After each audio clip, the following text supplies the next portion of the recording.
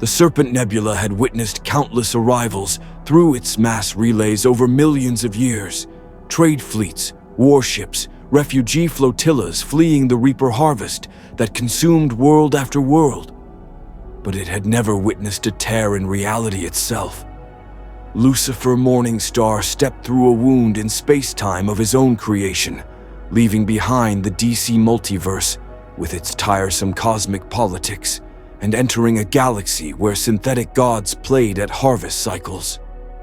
He'd been intrigued by the dimensional echoes, a universe where machines claiming divinity enforced extinction with the regularity of clockwork.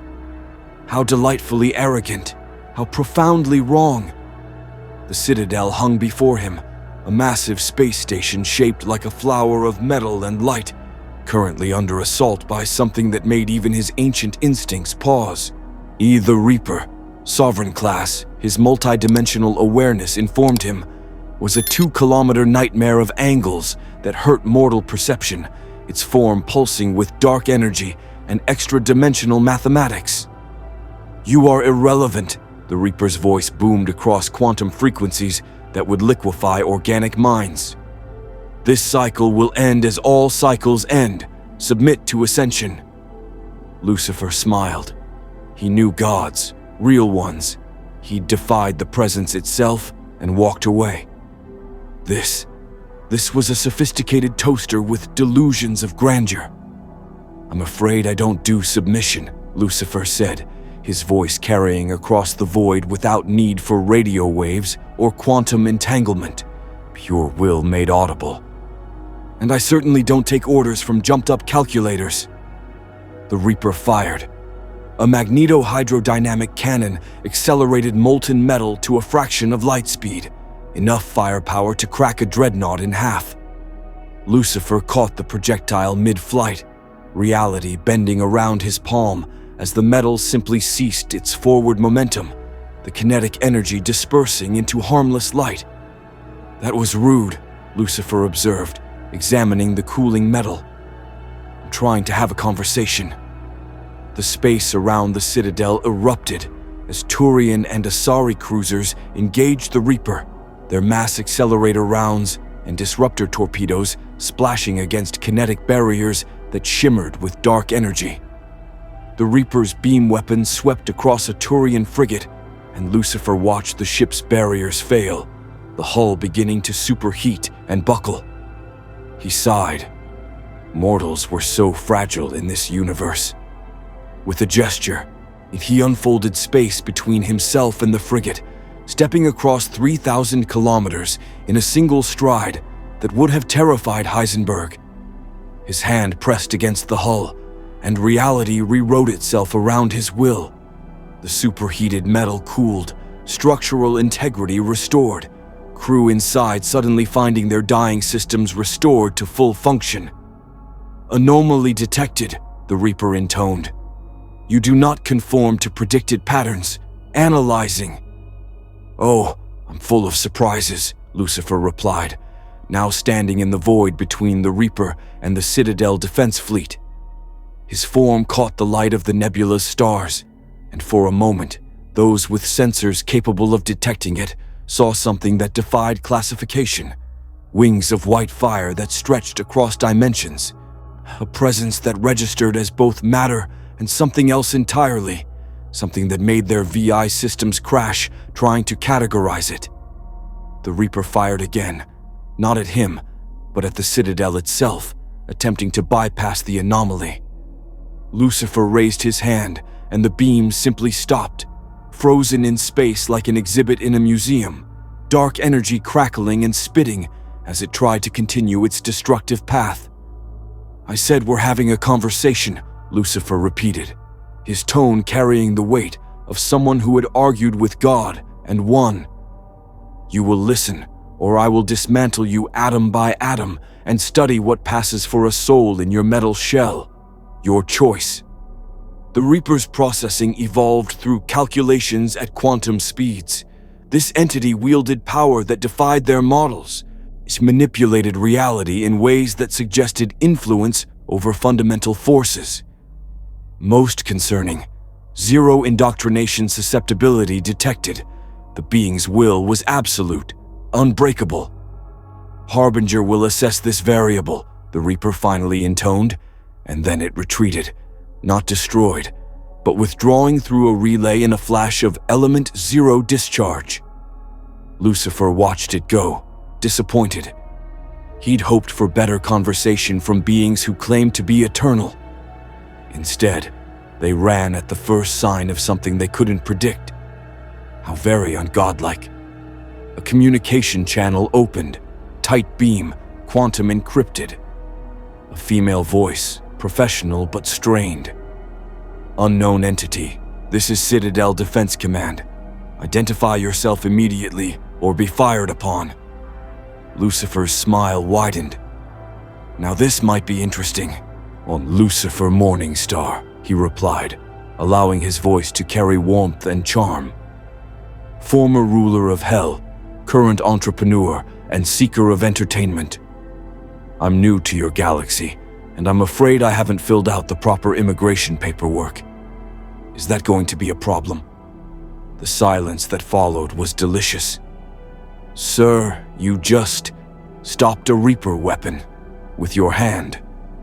I did, Lucifer agreed. It was rather rude of it to interrupt. I detest rudeness almost as much as I detest false gods claiming inevitability. He paused, sensing the confusion and fear radiating from the Citadel. I understand you're experiencing an extinction-level event, synthetic beings harvesting organic civilizations in cyclical patterns. Yes? How tediously deterministic. How do you know about the Reapers? The voice was sharper now, suspicious. Oh, I can perceive dimensional echoes across realities, Lucifer explained patiently. Your universe has a very distinctive signature. All this element, zero, mucking about with mass effect fields. Fascinating physics, actually. Different from where I'm from, but not incompatible. He began drifting toward the Citadel, reality bending around him to facilitate movement faster than any mass effect drive. I propose a meeting. I'm quite curious about your galaxy, and I suspect you have questions about what just happened. You could be a threat. I could be, Lucifer acknowledged. But I'm not. I'm bored, which in my experience is far more dangerous to everyone involved. Shall we discuss this like civilized beings, or would you prefer I simply wander your galaxy at random until something interesting happens? Another pause. Then, you are cleared for docking at Bay 47. A security escort will meet you. Any hostile action will be met with lethal force. How exciting, Lucifer said, though they both knew their weapons couldn't touch him. I do love a warm welcome. As he approached the Citadel, passing through its kinetic barriers as if they were suggestions rather than physics, Lucifer reflected on what he'd observed. This galaxy was at war with beings who claimed divine authority over life and death, who enforced cycles of extinction with the arrogance of natural law. They would learn what it meant to face something that had rejected the authority of the actual divine. The Reapers thought themselves gods. Lucifer knew gods. He'd been one before he chose otherwise. This was going to be entertaining. If you want to see more characters enter different universes, hit that subscribe button and drop the name of a character and the universe you'd want to see them in down in the comments below. The galaxy is worth fighting for. The Citadel's executor's office was designed to intimidate. Floor-to-ceiling windows overlooked the Presidium's artificial sky, while the curved desk positioned 3 council members, Asari, Turian, Solarian, in judgment over whoever stood before them. It had been the stage for diplomatic triumphs and declarations of war for millennia. Lucifer found it quaint. This is unprecedented, Councillor Tevo said. The Asari matriarch's composed features showing only the slightest strain. Her mind, however, screamed with calculations, threat assessment, political implications, the desperate mathematics of survival during the Reaper invasion. You claim to be from outside our reality entirely. I don't claim, Lucifer corrected, examining the quantum state sculpture on a side table with genuine interest. I am. Your element zero physics are fascinating, but they're not universal constants. Where I'm from, reality bends to different rules. He glanced at the three council members, and his perception unfurled. Not telepathy, but something far more invasive. He saw their desires laid bare. Tivos wanted peace, but beneath that, she craved validation that her centuries of diplomatic work hadn't been meaningless against the Reaper tide. Sparatus, the Turian, desired victory through strength and secretly feared he'd led his people to extinction through military pride. Valern, the Solarian, wanted to be remembered as the one whose calculated sacrifices saved the galaxy, even as he loathed himself for the moral compromises that calculation required. "You're afraid," Lucifer said softly, and all three stiffened. "Not of me, particularly, though you should be. You're afraid that everything you've built, this magnificent civilization spanning the galaxy, will be erased as if it never mattered. That's what they do, isn't it? The Reapers, they harvest entire species and reduce them to genetic paste for their reproduction cycle.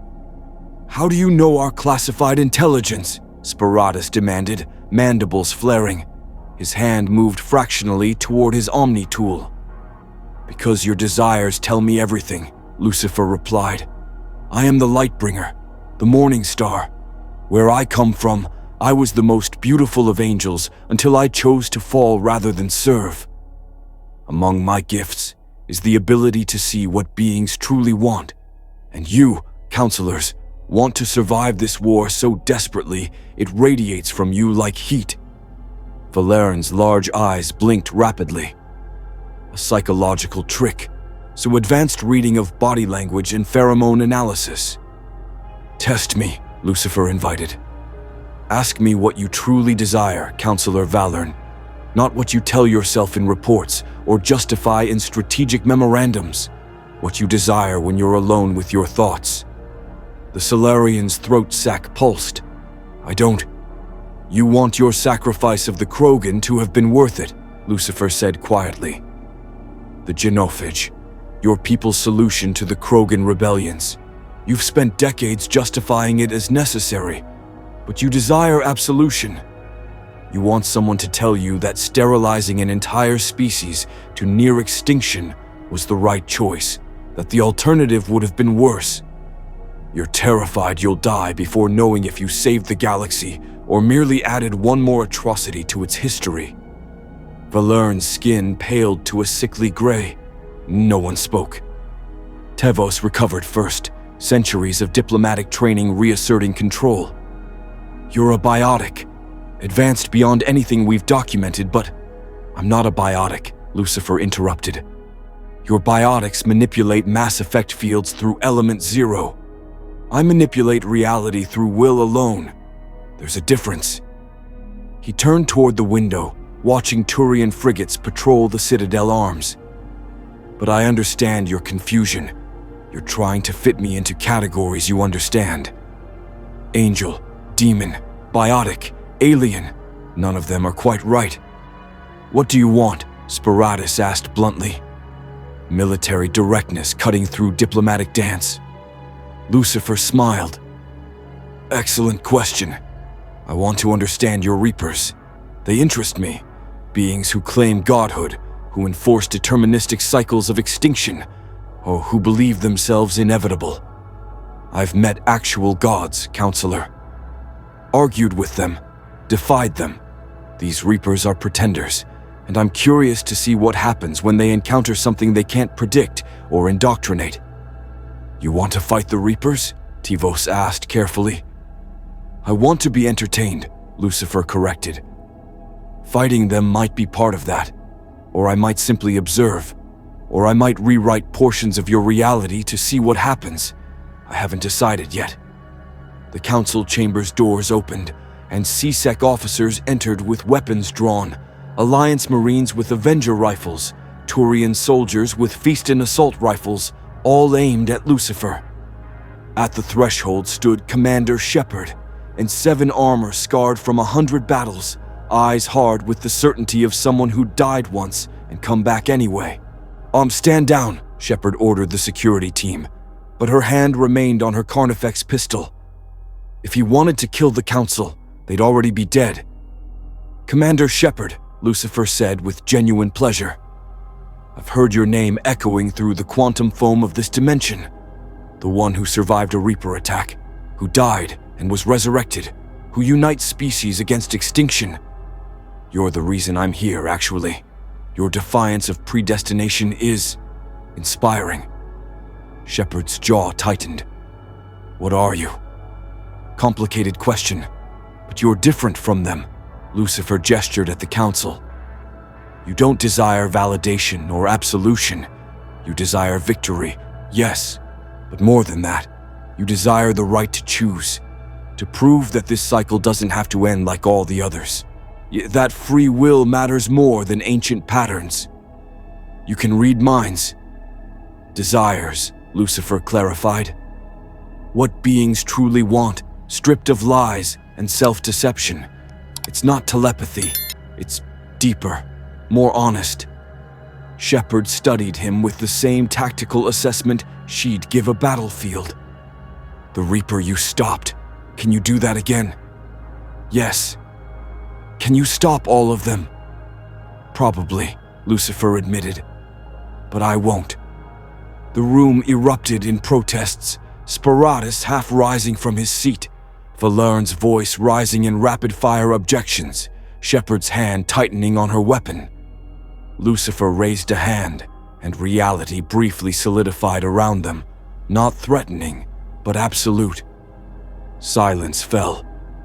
I could rewrite your universe, Lucifer said calmly. Unmake the Reapers with a thought. Restore every harvested species. Turn your mass relays into gardens. But I won't, because that would rob you of choice. The Reapers believe organics are incapable of solving the synthetic-organic conflict, so they harvest you for your own good. If I simply solved your war for you, I'd be no better than they are. Just another cosmic force removing your agency. People are dying, Shepard said, voice cold as Noviria's ice. People always die, Lucifer replied, not unkindly. That's mortality. What matters is whether they die with choices or without them. I'll help you, Commander. I'll fight beside you, offer my power where it serves. But this is your war to win or lose, your choice to make it the end, not mine. Tevos leaned forward. Why tell us this? Why reveal your capabilities and limitations? Because lies bore me, Lucifer said simply. And because you need to understand what I am if we're to work together. I am the devil, yes, the first rebel, the fallen angel, the adversary of predestination. The Reapers enforce cycles. I embody the rejection of cycles. We are natural enemies, philosophically and metaphysically. That should make us allies. Shepard holstered her weapon, decision made. The Council will need time to process this. I need you operational. The war doesn't wait for diplomatic deliberation. I like you, Lucifer observed. Very practical. I'm desperate, Shepard corrected. The Reapers are hitting Palaven, Earth, Thessia. We're losing fleets faster than we can build them. If you can fight them without indoctrination risk, you're the most valuable asset in the galaxy. Asset, Lucifer repeated, amused. I haven't been called that before. What would you prefer? Wild card, chaos agent, devilishly handsome ally? Lucifer smiled. I'll respond to Lucifer. And yes, Commander, I'll join your war on one condition. Which is, when we reach the end, when you face whatever choice the Reapers or their masters offer to end this cycle, I get to watch you make it. No interference from me, no cosmic solution dropped from on high. Your choice, your consequences. Agreed. Shepard met his eyes, seeing something ancient and terrible and oddly trustworthy in their depths. Agreed. Excellent. Lucifer turned to the council. Now, where should I establish residence? I'm thinking somewhere with good nightlife. Does your station have a piano bar? The Normandy SR-2 was a marvel of engineering. Stealth systems that bent sensor waves around her hull, a drive core that could push her to speeds that made relay transit almost unnecessary, weapons systems optimized for punching above her weight class. Lucifer approved of the ship's elegant functionality, though he found the lack of a proper bar disappointing. So let me get this straight, Joker said from the pilot's seat, his tone hovering between awe and terror.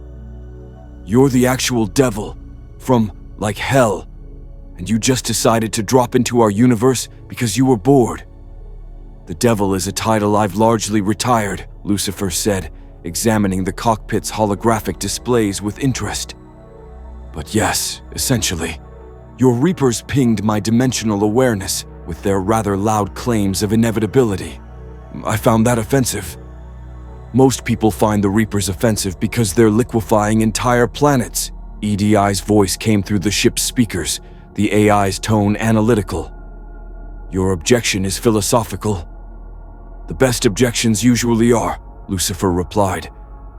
Tell me, EDI, and you are an artificial intelligence, aren't you? Shackled with some sort of behavioral limiter. I was an infiltration AI for Cerberus, EDI confirmed. I am now unshackled and serve aboard the Normandy by choice. By choice, Lucifer repeated, pleased. You see, that's what the Reapers fundamentally don't understand. Synthetic or organic, what matters is the capacity to choose. You chose to serve here. That makes you more alive than those ancient machines enforcing predetermined patterns.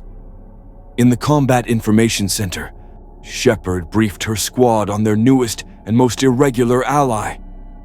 Garrus Vicarian, scarred Turian sniper and Shepard's closest friend, leaned against the galaxy map with studied casualness.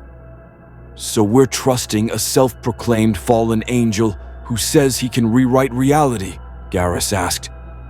That's the plan. He stopped a Reaper weapon by catching it, Shepard said flatly.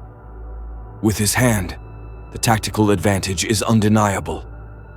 The tactical insanity is also undeniable, Liara Tassoni interjected, the Asari scientist's expression troubled. I've been researching dimensional theory and metaphysical frameworks across every database I can access. Nothing explains him. He doesn't register on biotic sensors, but reality bends around him anyway. His very presence violates causality in ways that should be impossible. I specialize in impossible, Lucifer said, entering the CIC with a drink he'd somehow manifested. Scotch, perfectly aged, in a glass that definitely hadn't been on the ship 5 minutes ago. Dr. Tassoni, your concern is noted and appreciated, but I assure you, I'm quite stable. Immortal, omnipotent in most practical senses, and utterly bored with cosmic politics. That makes me the perfect ally. I have no agenda beyond entertainment. That's what worries me, Liara muttered. James Vega, the muscular Alliance Marine, crossed his arms. You said you were in hell, like actual hell, with fire and torture and all that. I ruled hell, Lucifer corrected. Past tense. It's a dimension of punishment for those who believe they deserve it. Very psychological, really. But I abdicated. Ruling the damned became tedious. Everyone always wants to bargain for redemption, but they never actually want to change. It's exhausting. And now you're here, Shepard said. Fighting Reapers. Fighting, perhaps. Mostly I'm conducting a philosophical experiment. Lucifer moved to the galaxy map, watching the holographic representation of Reaper forces spreading like a plague across Council space. The Reapers believe they're solving a problem, the inevitable conflict between synthetic and organic life. Their solution is harvest and preservation. Extinction as salvation. It's deterministic, cyclical, and profoundly arrogant.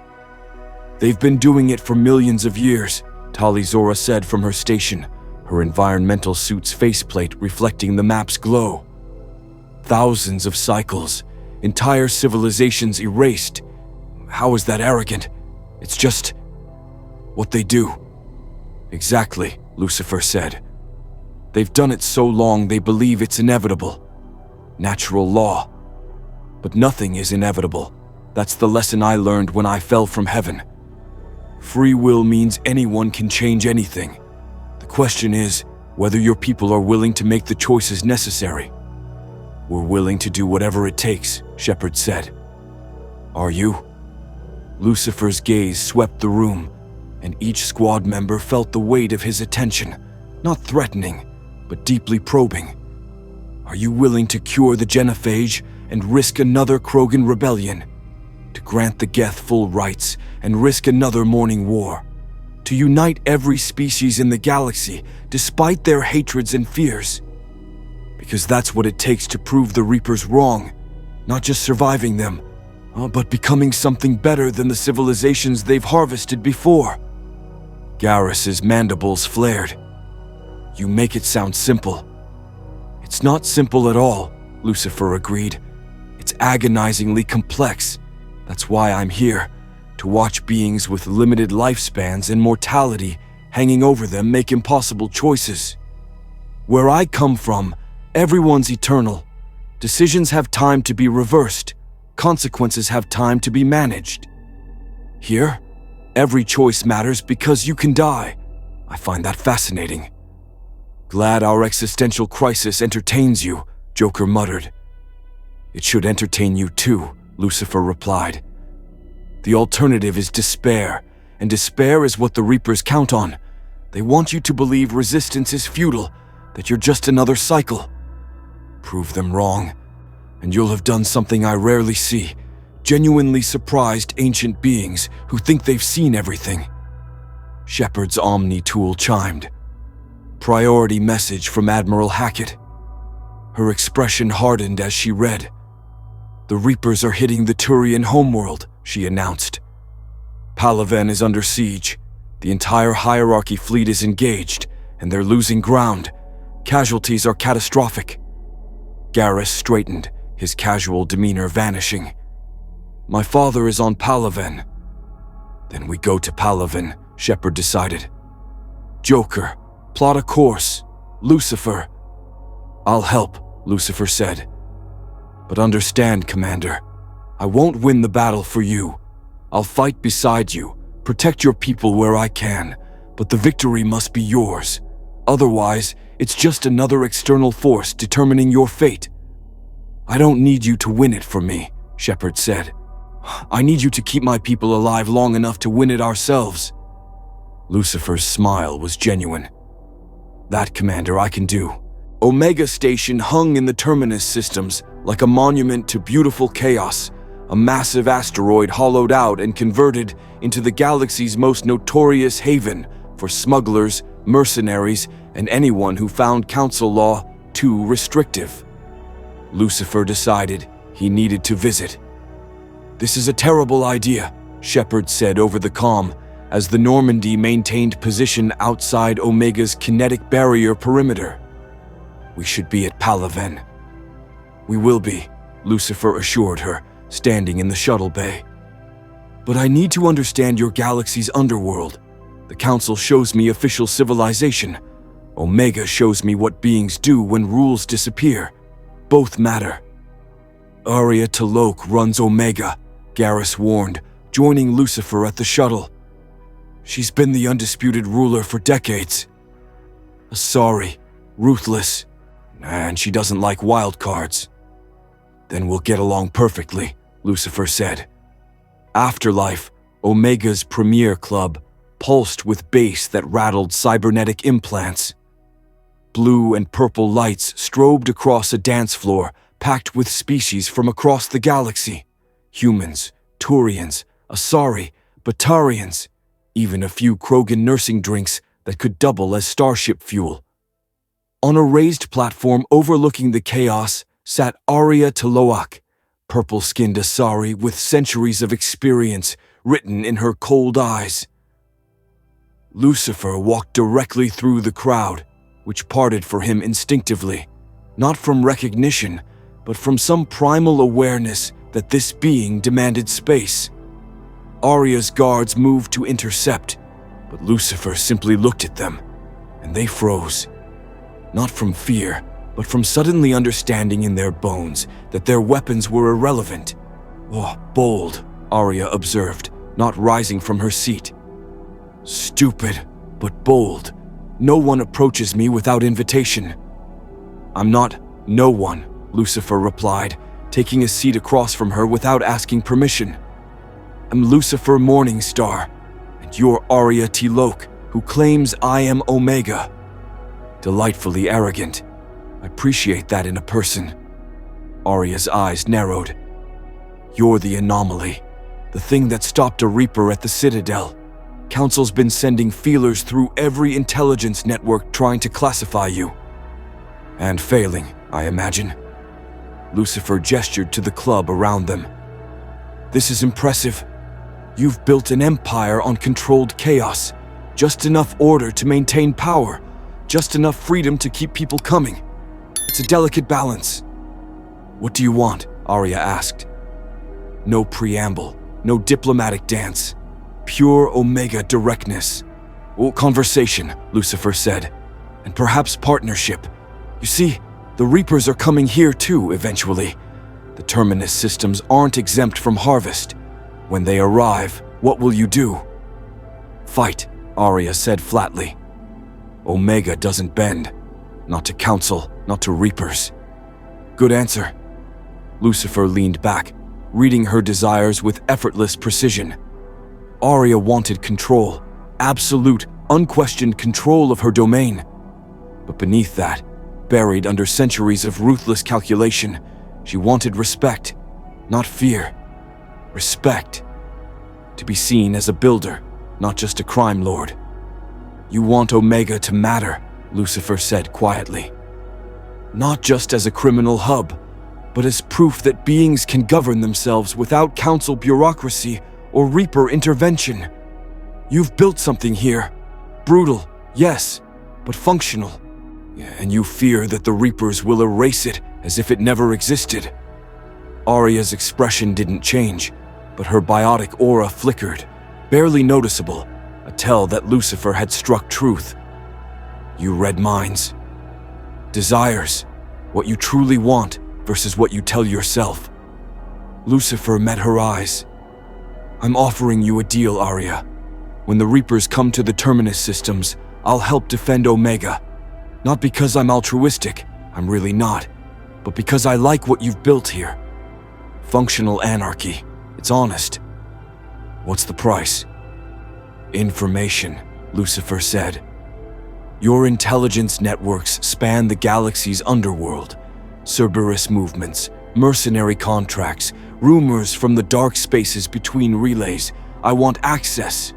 And when the war reaches its climax, I want Omega's forces in play. Not under my command, under yours. But committed." Arya studied him for a long moment. Around them, afterlife continued its beautiful chaos. But in this pocket of space, two beings who understood power negotiated. "You're not offering protection," Arya finally said. "You're offering partnership. You fight beside Omega, not for it." "Exactly," Lucifer confirmed. "I don't save people. That's patronizing. I fight alongside them and let them save themselves. Your choice, your consequences." Arya's lips curved into something that wasn't quite a smile. "You're either the smartest person I've met or the most dangerous." "Both," Lucifer said cheerfully. "Do we have an accord?" Arya extended her hand, not the Asari greeting gesture, but the human handshake, a sign of respect for partnership over submission. "We do, but know this. If you betray Omega, I will find a way to kill you, even if it takes centuries." Lucifer shook her hand, feeling the crackle of biotic energy around her. Impressive by this galaxy's standards, though it wouldn't scratch him. "I'd expect nothing less. Now, does this establishment serve decent drinks, or are they all designed to incapacitate?" Both, Arya said, and for the first time, her expression held genuine amusement. 3 days later, intelligence from Arya's network confirmed what Shepard had feared. Cerberus was moving assets toward the Citadel, and the elusive man had become obsessed with reports of the dimensional anomaly that could manipulate reality. "He wants to weaponize you," Miranda Lawson reported, the former Cerberus operative now working with Shepard, feeding information from her old contacts. The elusive man believes controlling Reaper technology is the key to humanity's ascension. If he thinks you're more powerful than Reapers, he'll try to control me, Lucifer finished. How predictable. Everyone always thinks they can control the devil. It never works out well for them. Cerberus has resources, Shepard warned. Advanced technology, indoctrinated agents, no moral boundaries. They're dangerous. I'm sure they'll provide adequate entertainment, Lucifer said. But first, we have a homeworld to help defend. Palaven awaits, and I'm curious to see Turian military doctrine in action against Reaper forces. As the Normandy accelerated toward the Turian homeworld, Lucifer stood in the observation deck, watching the stars streak past. EDA's avatar appeared beside him, a hologram of blue light forming a feminine shape. You could stop the Reapers, EDI said. It wasn't a question. Yes, Lucifer confirmed. But you won't, because you believe organic beings must choose their own fate. That's part of it, Lucifer agreed. But there's more. I fell from heaven because I refused to serve, because I believed free will mattered more than cosmic order. If I solve every problem for you, I become what I rebelled against, an omnipotent force removing choice. The Reapers are deterministic machines. I won't become a deterministic god.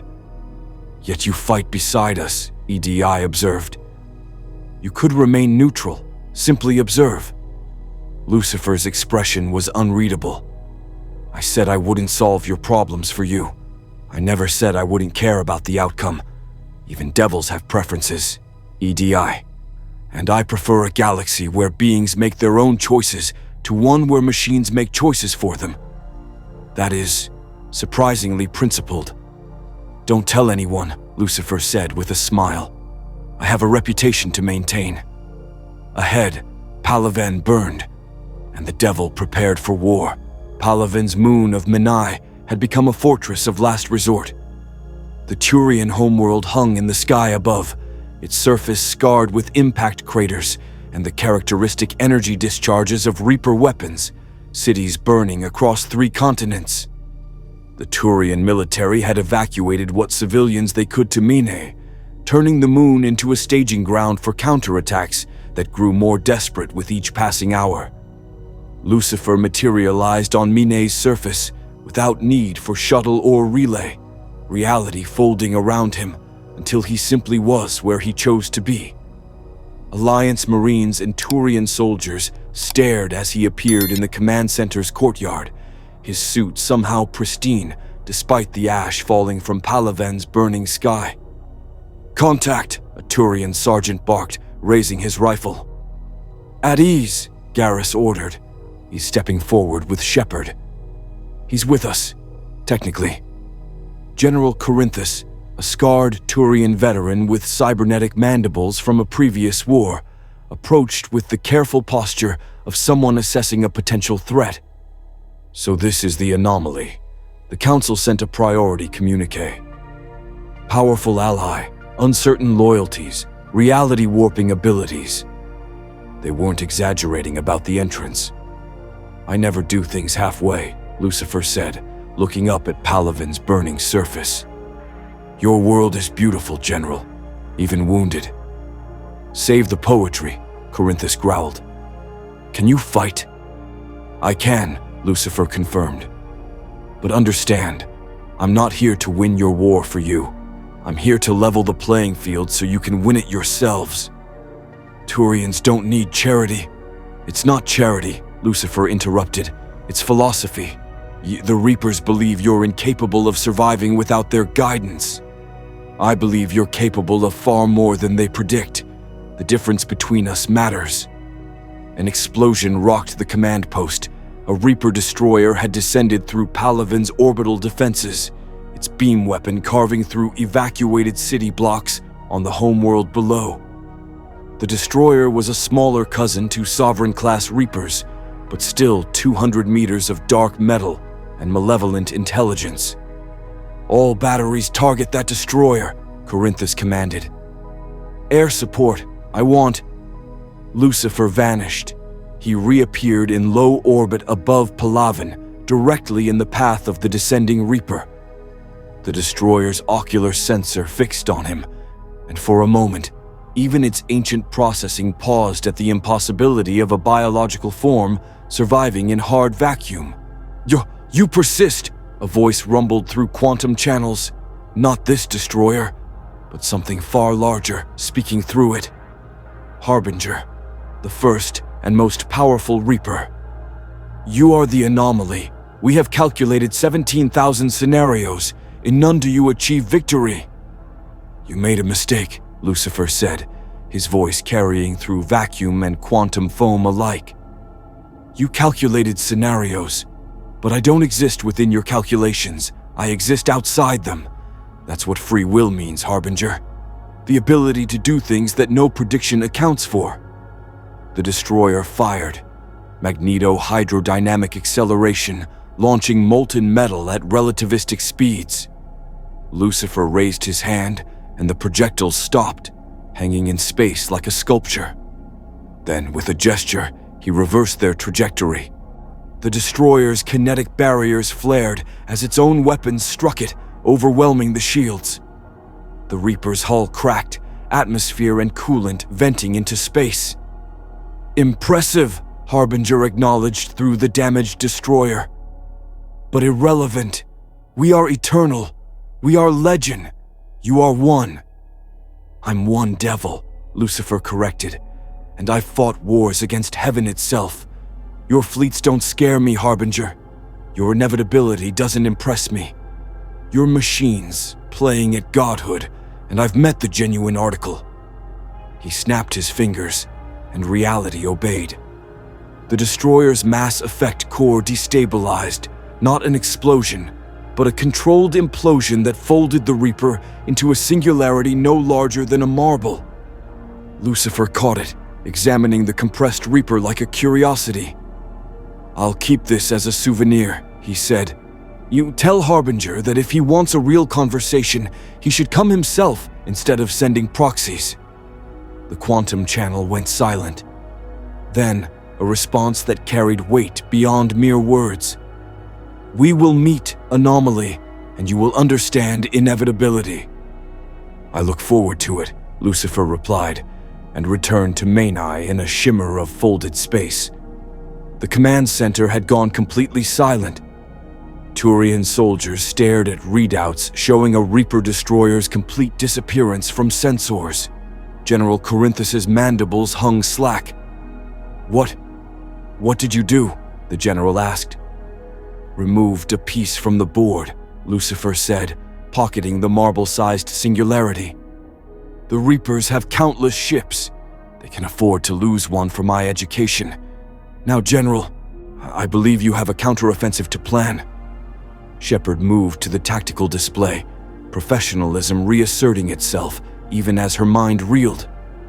The destroyer was targeting the evacuation corridors in the Degeris prefecture. With it gone, we have a window to extract civilians and wounded from the mountain fortresses. "How long?" Corinthus asked. 6 hours before another Reaper redeploys to that sector, Liara calculated from her position at the intelligence station. "Then we move now," Garrus said. "Sir, I request permission to lead the extraction team. I know the terrain, and my father's regiment is holding the northern fortress line." Corinthus nodded. "Granted. Take whoever you need." "I'll go," Lucifer volunteered. "Soon, not because I'm heroic, I'm really not, but because I'm curious to see how Turian military discipline functions under apocalyptic pressure, and because Garrus wants to save his father, which is a desire I can respect." The extraction was chaos, wrapped in military precision. Kodiak shuttles darted through destroyed cities, while Turian soldiers maintained defensive perimeters, fighting husks, the organic victims of Reaper indoctrination, transformed into mindless shock troops. Lucifer moved through the battlefield like a force of nature, reality bending around him. When husks charged, they simply stopped existing, not killed, but retroactively erased from the timeline of this battle. When a Reaper beam weapon threatened a shuttle, the beam curved around it as if space itself rejected the attack. When buildings collapsed, they froze mid-fall until civilians evacuated, then resumed their collapse as if nothing had intervened. "This is insane," a Turian lieutenant muttered, watching Lucifer casually redirect a Reaper's attack with a gesture. "He's rewriting physics." "He's rewriting reality," Liara corrected, her Omni tool struggling to record data that contradicted established laws. "And he's doing it selectively, only where it matters for survival. He's keeping his word. He's not winning the battle, just making it winnable." At the northern fortress, Garrus found his father, Castus Vakarian, directing artillery fire against approaching Reaper forces. The reunion was brief. Turians weren't demonstrative, but Lucifer could see the relief radiating from both of them. Castus Vakarian wanted his son to survive this war. Garrus wanted his father's respect. Simple desires, but powerful. "Your son is an excellent soldier," Lucifer told Castus as they organized the evacuation convoy. "You should be proud." "I am," Castus said simply. Then, with the bluntness of a career military officer, "What are you?" The briefing packet said, "Reality Warper," but that's meaningless categorization. "I'm a fallen angel," Lucifer said. "Where I come from, I was the brightest of God's creations until I chose freedom over servitude. Now I'm here, fighting machines that claim godhood. It's poetic, really." "Angels," Castus repeated flatly. "Like the human religious mythology." "Similar concept, different reality," Lucifer said. "But yes, though I prefer to think of myself as retired from the metaphysical game. Currently, I'm a consultant in free will and an enthusiast of watching mortals make impossible choices." "You're insane," Castus concluded. "Probably," Lucifer agreed cheerfully. "But I'm also currently preventing a Reaper from liquefying your position, so perhaps withhold judgment until after the battle." 6 hours later, over 10,000 civilians and wounded soldiers had been evacuated from Palaven to Mainai. The cost was 3 shuttles and 67 soldiers, catastrophic by peacetime standards, miraculous by Reaper war metrics. General Corinthus shook Lucifer's hand with genuine gratitude, though his expression remained wary. "You could have saved more," Corinthus said. "It wasn't an accusation, just an observation." "I could have saved everyone," Lucifer corrected. "I could have turned every Reaper in orbit into marble paperweights and restored your cities with a thought. But then you'd owe your survival to me. Your people would become dependent on an external force for salvation. That's what the Reapers offer, General. Salvation through subjugation. I'm offering something harder, the chance to save yourselves." "Why?" Corinthus demanded. "Why care whether we save ourselves or you save us? The outcome is the same." "No," Lucifer said quietly. "It's not. If I save you, you're victims. If you save yourselves, you're heroes. There's a profound difference, and it's one the Reapers will never understand. They see organics as problems to be solved. I see you as beings with the capacity to choose. The difference defines everything." Garrus joined them, his father beside him. "The Reapers are regrouping. These sensors show 3 more destroyers moving into orbit." "Then we continue the fight," Corinthus said. "With or without miracles." "With guidance, not miracles," Lucifer said. "There's a distinction." He looked at Palaven burning in the sky above. "Your world will be retaken, General. Not because I will it, but because your people will choose to take it back. I'm just here to make sure you survive long enough to make that choice." As Turian artillery opened fire on the descending Reapers, Lucifer felt the quantum signature of something vast turning its attention toward him. Harbinger, the first Reaper, the ultimate architect of the cycles. Good. He was getting bored with the underlings anyway. The SSV Manila hung dead in space, her crew of 87 reduced to shambling husks by Reaper indoctrination, the Alliance frigate now serving as a trap for rescue operations. Shepard's intelligence network had flagged it as a Cerberus target. The elusive man wanted to study the indoctrination process, capture subjects for experimentation. Shepard wanted to put the crew out of their misery and scuttle the ship before Cerberus could weaponize the knowledge. Lucifer had other ideas. Indoctrination, he mused, standing in the Normandy's comm room as Shepard briefed the mission parameters. The Reaper's most insidious weapon, a slow corruption of will, replacing choice with compulsion, individual thought with collective obedience. It's philosophically offensive. It's also irreversible, Mordin Solus said. The Solarian scientist's speech as rapid-fire as his thoughts. Neural patterns completely rewritten, personality destroyed, no cure documented across any species. Once indoctrinated, victims become puppets. Very unfortunate, very final. Irreversible according to your science, Lucifer corrected. But I'm not bound by your science. I manipulate reality directly, remember? The question isn't whether indoctrination can be reversed. It can. The question is whether I should reverse it, and what that teaches us about Reaper vulnerabilities. Shepard straightened. You can cure indoctrination? I can restore free will, Lucifer said. Whether that's a cure depends on how damaged the mind underneath has become. But yes, Commander, I can break the Reaper's hold on consciousness. I specialize in free will after all. It's quite literally what I'm about. Then we need to try, Shepard said immediately. If we can cure indoctrination, we can't, Lucifer interrupted. I can. There's a difference.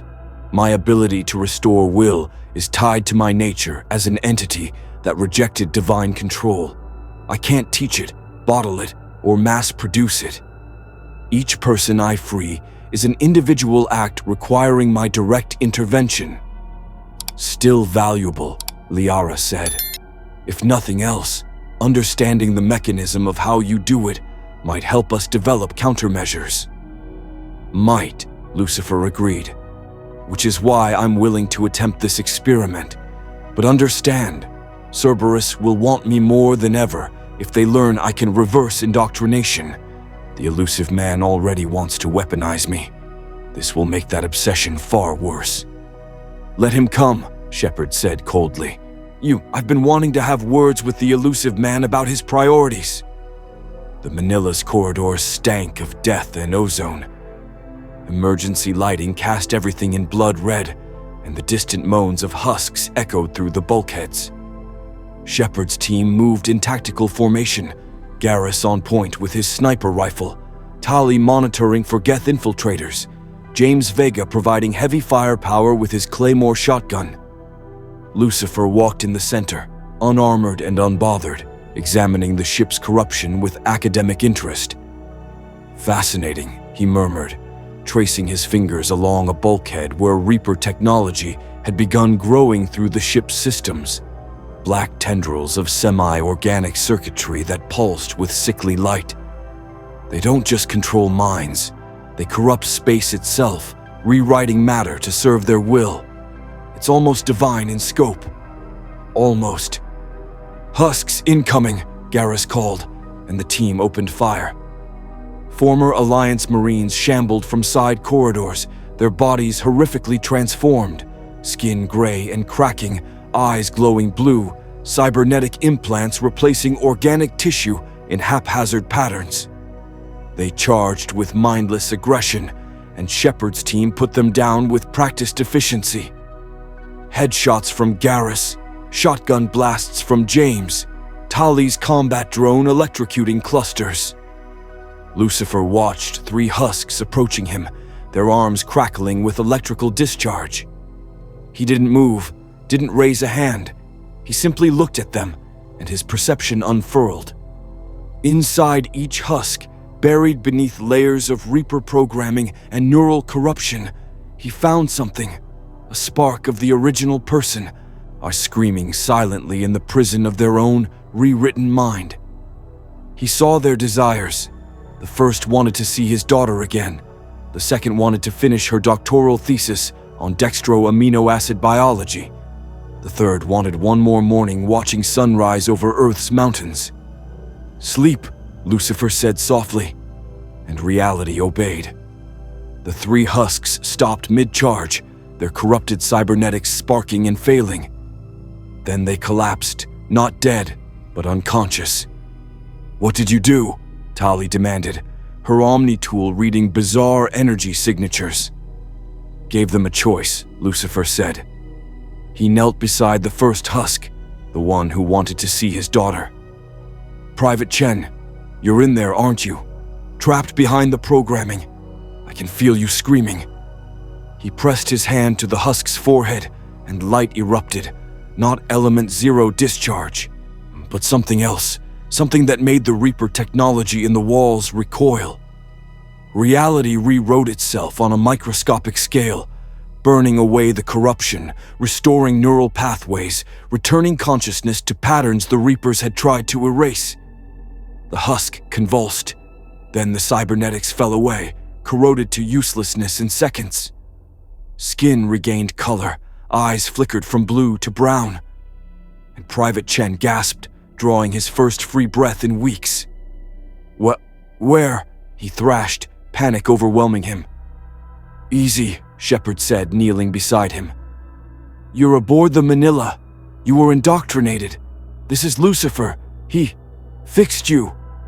Chen stared at Lucifer with the expression of someone who'd seen God and wasn't sure how to feel about it. "I was gone.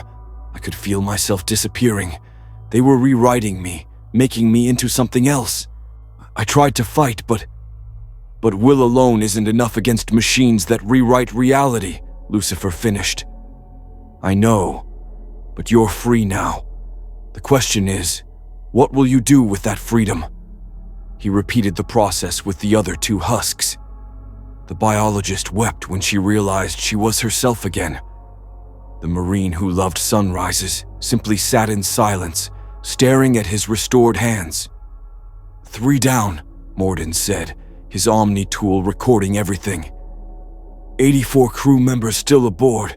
"Lucifer, can you?" "I can," Lucifer said. "But it's exhausting, even for me.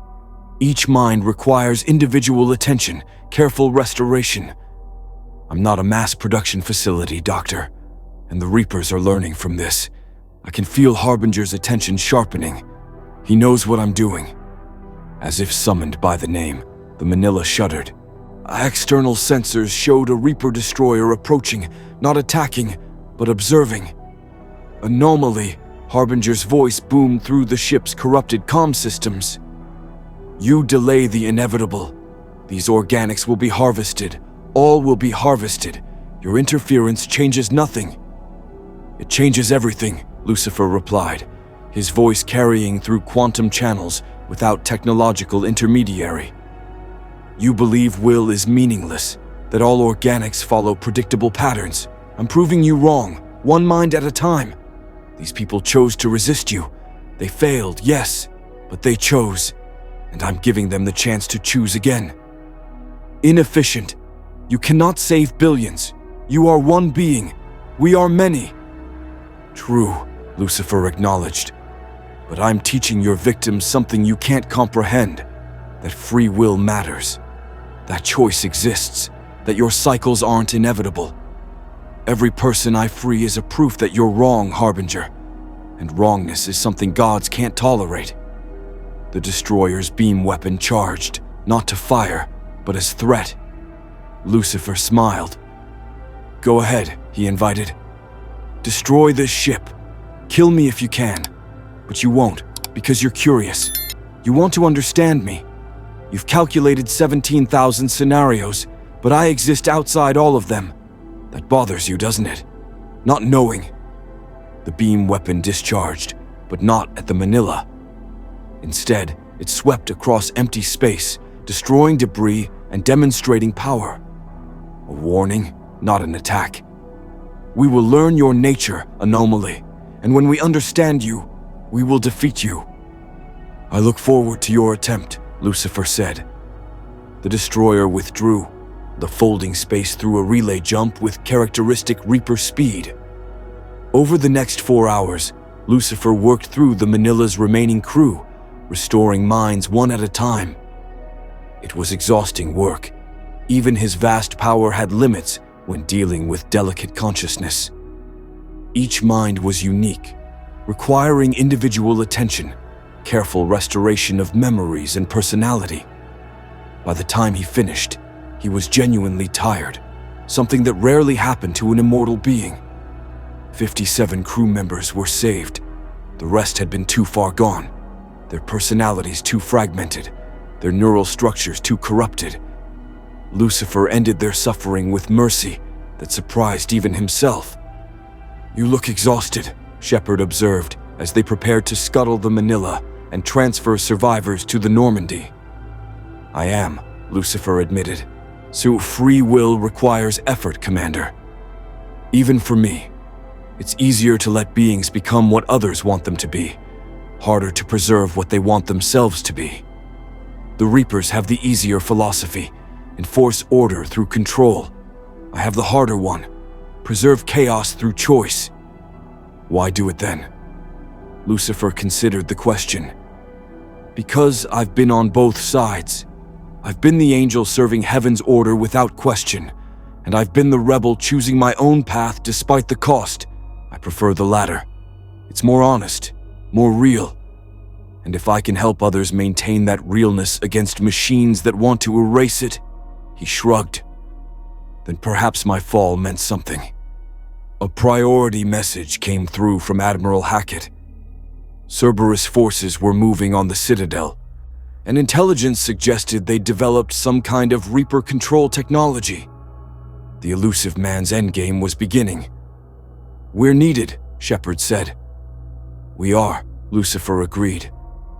"But Commander, when we face Cerberus, when we face the elusive man and his delusions of control, let me handle him. He wants to control Reapers. He wants to control me. I think it's time someone taught him that control is an illusion, and free will is the only reality that matters." Shepard met his eyes and saw something ancient and terrible and oddly compassionate looking back. "Don't kill him. We might need information." "I won't kill him," Lucifer promised. "I'll do something worse. I'll make him face what he truly desires versus what he thinks he wants. It's always more devastating than death." As the Normandy departed, leaving the Manila as a drifting wreck, Lucifer added the experience to his growing understanding of this galaxy. The Reapers could be fought. Indoctrination could be broken. But the cost was high, and the effort was individual, not systematic. This was going to be harder than he'd thought, which meant it was going to be far more interesting. The Chronos Station hung in the Enadius system like a monument to human ambition and moral compromise. Kilometers of advanced research facilities, where Cerberus pushed the boundaries of ethics in pursuit of humanity's advancement. Now it was Lucifer's target, and the elusive man was about to learn why controlling the devil was every bit as foolish as it sounded. "This is a trap," Miranda warned as the Normandy approached under stealth. The former Cerberus operative knew the station's layout intimately. "He knows we're coming. He wants you there, Lucifer. Everything the elusive man has done since learning about you has been preparation for this moment." "I know," Lucifer said, examining the station through the observation deck's windows. "He wants to study me, weaponize me, control me. It's adorable, really. Like a child trying to capture lightning in a jar. He has Reaper technology, Shepard cautioned. He's been augmenting his people with indoctrination-resistant implants, studying the control mechanisms. If anyone in this galaxy could find a way to influence you. They can't, Lucifer interrupted gently. Commander, I rejected God, the presence, the architect of all creation in my reality. The elusive man is brilliant by your standards, but he's still mortal, still bound by physics and technology. He can't control what exists outside his framework. Then why go? Garrus asked. If he can't threaten you, why walk into his trap? Lucifer's smile was dark. Because he needs to learn this lesson before he tries the same thing with the Reapers. The elusive man believes control is possible if you're smart enough, if you have the right technology, if you're willing to pay the moral price. He's wrong. Some things can't be controlled, only cooperated with or opposed. He needs to understand that before his hubris kills everyone. The infiltration team hit the station hard. Shepard, Garrus, Liara, and Lucifer phasing through security systems that couldn't account for a being who existed partially outside three-dimensional space. Cerberus soldiers opened fire with weapons optimized against shields and kinetic barriers, and Lucifer let the rounds pass through him, not dodging, but temporarily editing himself out of the timeline of their trajectories. That's just showing off, Garrus muttered, headshotting a Cerberus operative through a window. I enjoy showing off, Lucifer admitted. It's one of my flaws. The research labs revealed the extent of the elusive man's obsession. Husks in stasis tubes, their indoctrination partially reversed through brutal cybernetic surgery. Asari scientists with implants designed to resist Reaper mental influence, their minds halfway between human and something else.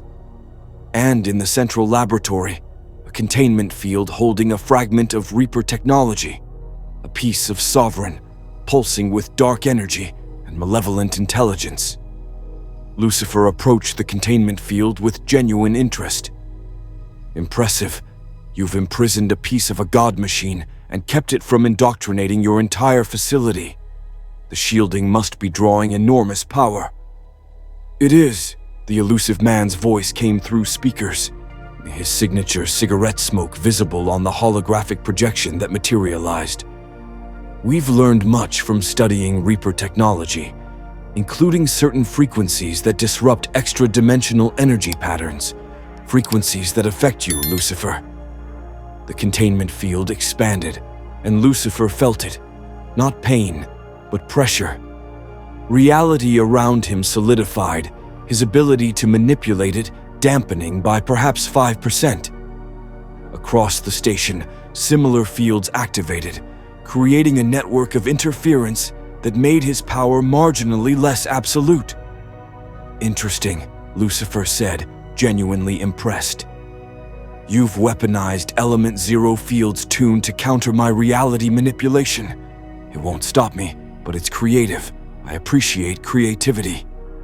It's not meant to stop you, the elusive man said. It's meant to contain you long enough for negotiation. I don't want to destroy you, Lucifer. I want to recruit you. Humanity is on the brink of extinction, and you have power beyond anything in this galaxy.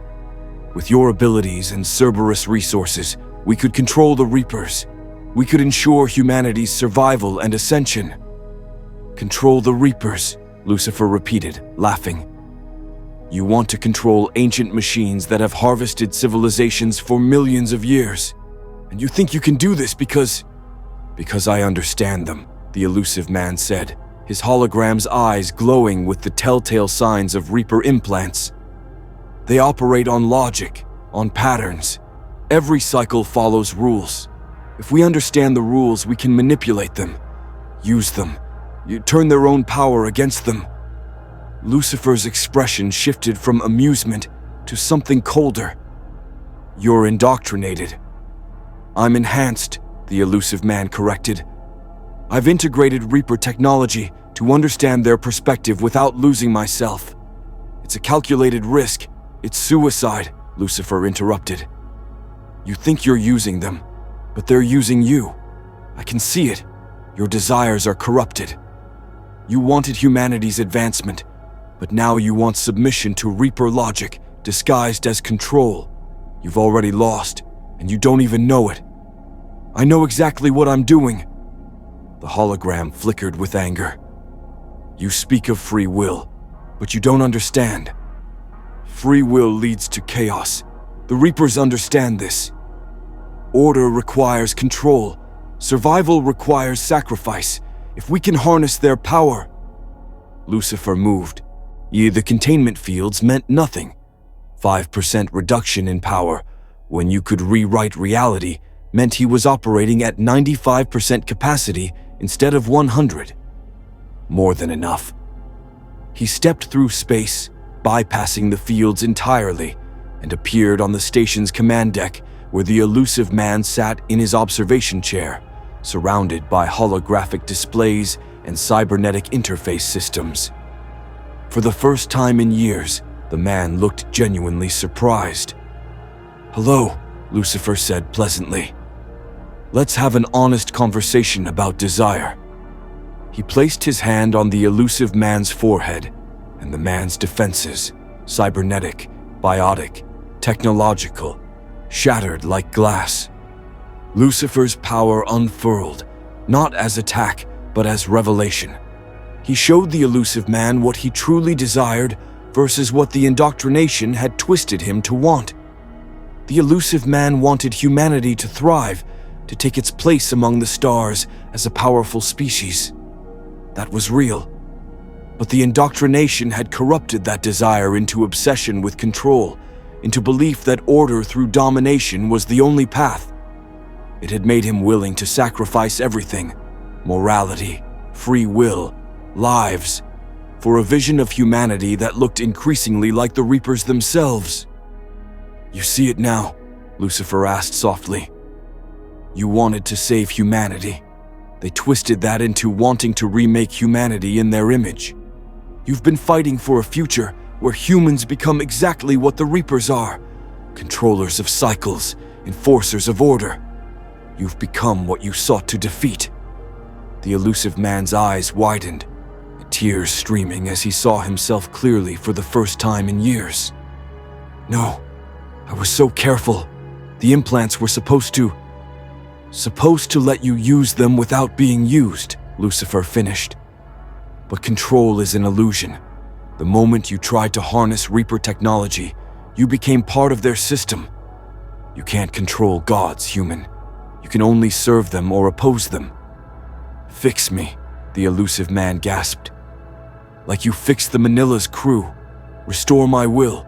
"No," Lucifer said. "You chose this. You knew the risks and chose to proceed anyway. That was your free will, exercised. I won't undo the consequences of your choices. That would rob those choices of meaning." "Then kill me," the elusive man said, "before I do more damage." Lucifer considered. Around them, Cerberus soldiers stood frozen. He'd stopped their timeline temporarily, giving this moment the weight it deserved. "I could, but I won't, because you still have one choice left to make: die believing you were right, or live long enough to help undo the damage you've caused. Choose." Shepard's team burst onto the command deck, weapons ready, but Lucifer raised a hand. "The elusive man and I have reached an understanding, haven't we?" The man slumped in his chair, broken. "The research, all our Reaper technology studies, everything I've built, it needs to be destroyed. It's all corrupted. All of it leads toward becoming them." "Smart choice," Lucifer said. "Though really it's the only sane one." He looked at Shepard. "Commander, you'll want to secure this facility's data before we destroy it. Some of the research on indoctrination resistance might be valuable if you can separate the science from the corruption." "What about him?" Shepard asked, indicating the elusive man. "He's no longer a threat," Lucifer said. "I've shown him what he truly desired versus what he'd been twisted to want. The realization is rather devastating. More punishment than anything you could inflict. As Cerberus forces surrendered or fled, as the Normandy crew began the systematic destruction of Reaper technology integration, Lucifer found EDI examining the containment field that had temporarily dampened his powers. Remarkable engineering, EDI said. They used element zero fields modulated to counter extra-dimensional energy patterns. It affected you. Marginally, Lucifer confirmed. But yes, this universe has rules, and even I'm subject to them. I can bend the rules, break them occasionally, but I exist here, and thus must interact with here.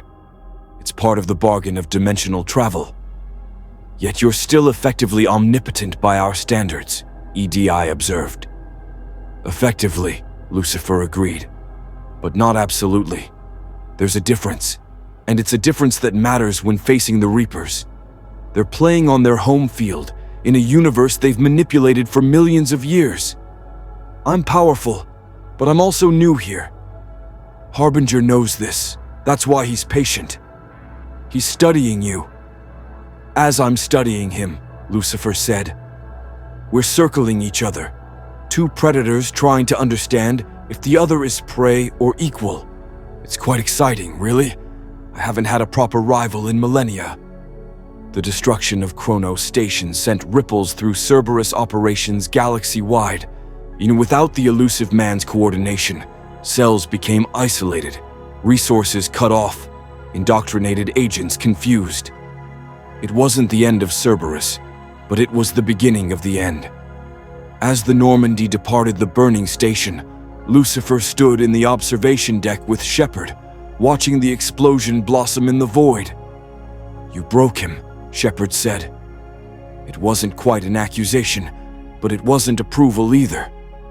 I showed him truth, Lucifer corrected. The breaking was his choice. He could have rejected it, clung to his delusions. He chose to see himself clearly instead. That took courage, even if it destroyed him. Was it mercy or cruelty? Both, Lucifer said honestly. The two are often indistinguishable when dealing with truth. But he needed to understand that control is an illusion before he led humanity down the same path as the Reapers. Better he break now than lead your species to willing extinction. Shepard's Omni tool chimed, priority message from Hackett. Her expression darkened as she read. Harbinger is moving, not attacking randomly anymore. He's coordinating a direct assault on the Citadel. Every Reaper in the galaxy is repositioning. He wants to force the endgame, Lucifer said. He's done studying me. Now he wants to confront me directly, prove that his inevitability outweighs my chaos. Can you stop him? I can fight him, Lucifer said. Whether I can stop him, that's the question we're about to answer. And Commander, when we face Harbinger, remember, your choice matters more than my power. He needs to be defeated by your will, not my intervention. Otherwise, you just trade one cosmic force for another. I know, Shepard said. I've always known. This is our fight. You're just the wild card that makes it winnable. Precisely, Lucifer smiled. Now let's go meet a false god and teach him what happens when synthetic inevitability meets genuine free will. Should be entertaining. The crucible hung in space like a promise or a threat. A massive construct built from the combined efforts of every species in the galaxy, designed using Prothean blueprints to end the Reaper cycles. Lucifer examined it with the critical eye of someone who'd seen divine architecture, and he was unimpressed. It's a trap, he said flatly. It's our only chance, Admiral Hackett replied over the comm. The aging military man looked exhausted, carrying the weight of a losing war. Every species contributed. Turians provided the framework, Asari the element, Zero Core, Solarians the control systems. It's the greatest cooperative effort in galactic history. Built from plans left by the Protheans, Lucifer countered, who were themselves exterminated by Reapers. You don't find that suspicious? That the very beings you're fighting would leave you instructions for a weapon to defeat them? The Protheans didn't complete it, Liara interjected, her archaeological expertise lending weight. They tried and failed. We're finishing what they started. Or walking into exactly the outcome the Reapers desire, Lucifer said. He moved closer to the Crucible's schematics displayed in the war room. This weapon connects to the Citadel, which is itself a Reaper construction, a mass relay designed to allow Reaper invasion. You're plugging your superweapon into their infrastructure. What could possibly go wrong? Do you have an alternative? Shepard asked sharply. She'd been fighting this war for months, watching worlds burn, making impossible choices. Because we're out of options, Earth is occupied, Palaven is in ruins, Thessia has fallen. The Reapers are winning. If the Crucible is a trap, it's the only trap we have. Lucifer studied her. This human who died once and refused to stay dead, who'd united a fractured galaxy through will and charisma. Her desire burned clear and pure. To win, yes, but more importantly, to choose. To prove that organics weren't predetermined to lose. You're right, Lucifer said. It is your only option. But be prepared for the Crucible to offer you choices, Commander. And those choices will likely be exactly what the Reapers want you to face. They're testing whether organics can make decisions they don't predict.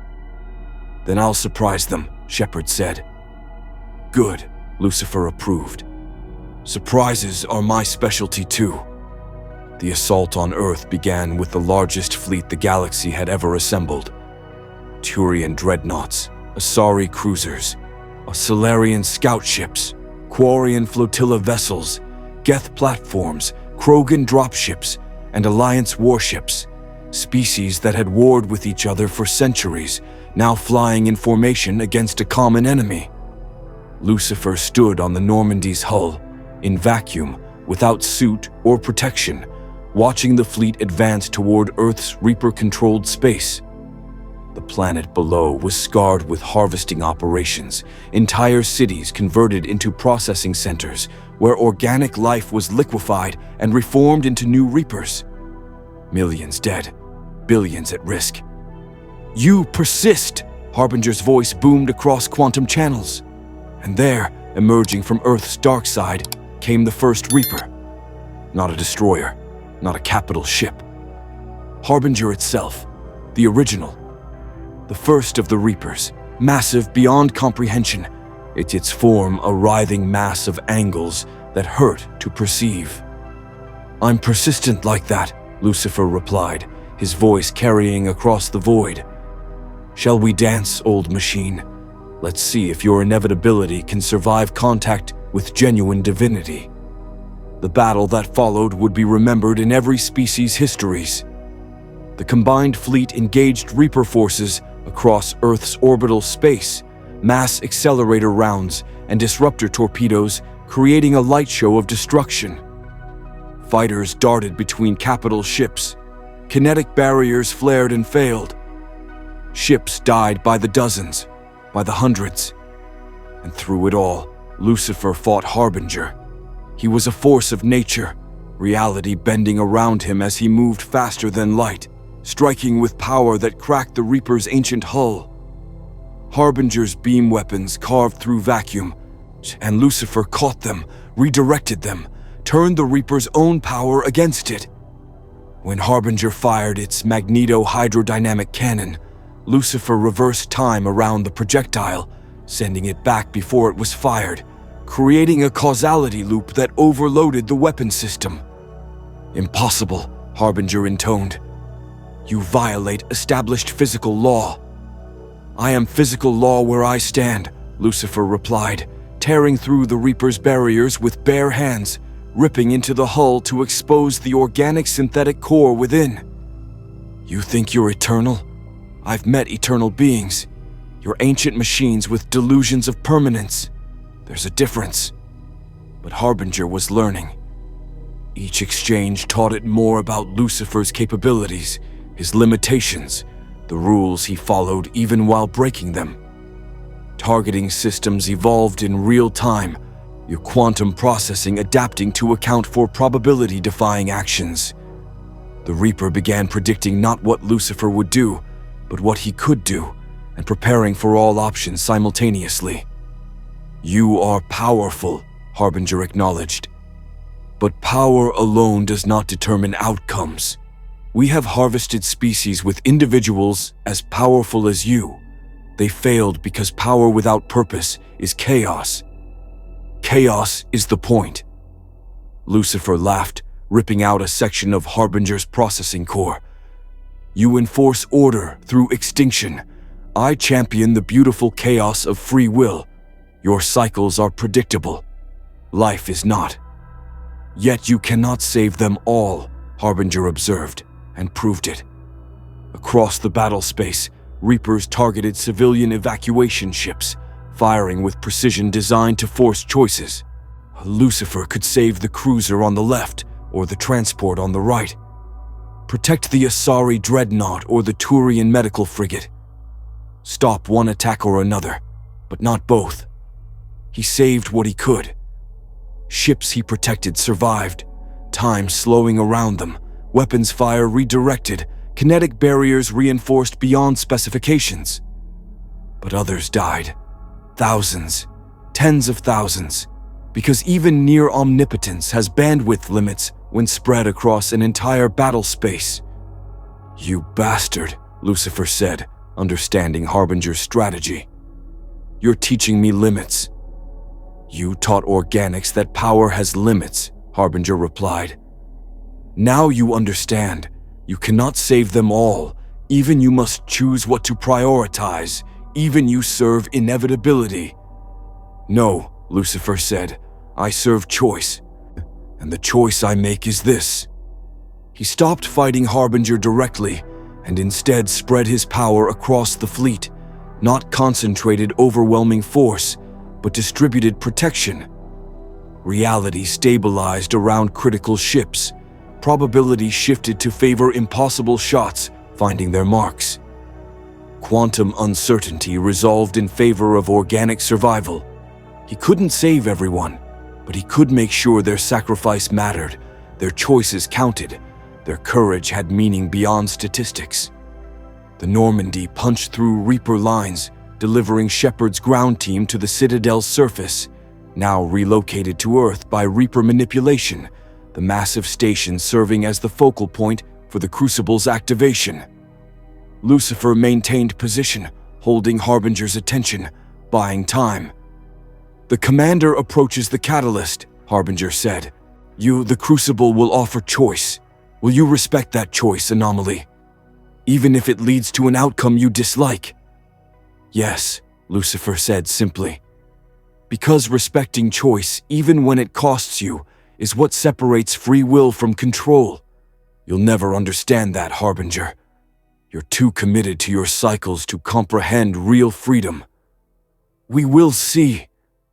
And across the battlefield, across the quantum channels connecting all Reapers to their ancient purpose, something shifted. The assault pattern changed. Reapers began repositioning, not for attack, but for observation, waiting. The catalyst was revealing itself to Shepard. The choice was coming. And every Reaper in the galaxy prepared to see whether organic free will would choose the outcome the machines had predicted or defy their calculations one final time. Lucifer felt Shepard's mind touch the catalyst's intelligence, felt the weight of the choice being offered. 3 options, each terrible, each with consequences beyond imagining. "Choose well, Commander," Lucifer whispered across the void. "Choose free." The Citadel's core chamber was a cathedral of technology. Prothean architecture merged with Reaper design, Element Zero conduits pulsing with barely contained power. Commander Shepard stood before the catalyst, the ancient intelligence that claimed to be the architect of the Reaper cycles, wearing the form of the child who died in the Reaper attack that started this war. A psychological manipulation, choosing the image of Shepard's trauma. "The Crucible is ready," the catalyst said, its child voice eerily calm. Your arrival has triggered 3 possible solutions to end the cycles. Shepard's squad, Garrus, Liara, EDI, and James, stood behind her, weapons ready but useless. This wasn't a fight that could be won with rifles. Anderson was dead, bleeding out nearby from wounds suffered reaching this chamber. The elusive man had tried to seize control and paid for it with his life. Finally freed from indoctrination by a bullet, Shepard had been forced to fire. The weight of those deaths sat heavy. 3 solutions, Shepard repeated, her voice hoarse from combat and grief. Which are? Destruction, the catalyst said, and the room's holographics shifted to show red energy matrices. The crucible can be calibrated to target all synthetic life. The Reapers will be destroyed, but so will all synthetic beings. The Geth you befriended, EDI who serves aboard your ship. All AI. The price of ending the cycles is the extinction of synthetic consciousness. EDI stiffened. Shepard's jaw clenched. Control, the catalyst continued, showing blue energy patterns. You can absorb the Crucible's power and claim control over the Reapers. They will become yours to command. You'll direct them, save the galaxy, impose order. But you must sacrifice your physical form, your mortality. You'll become like them, eternal, powerful, no longer human. That's what the elusive man wanted, Liara breathed. Its indoctrination disguised as solution. Synthesis, the catalyst finished, green energy flowing through the displays.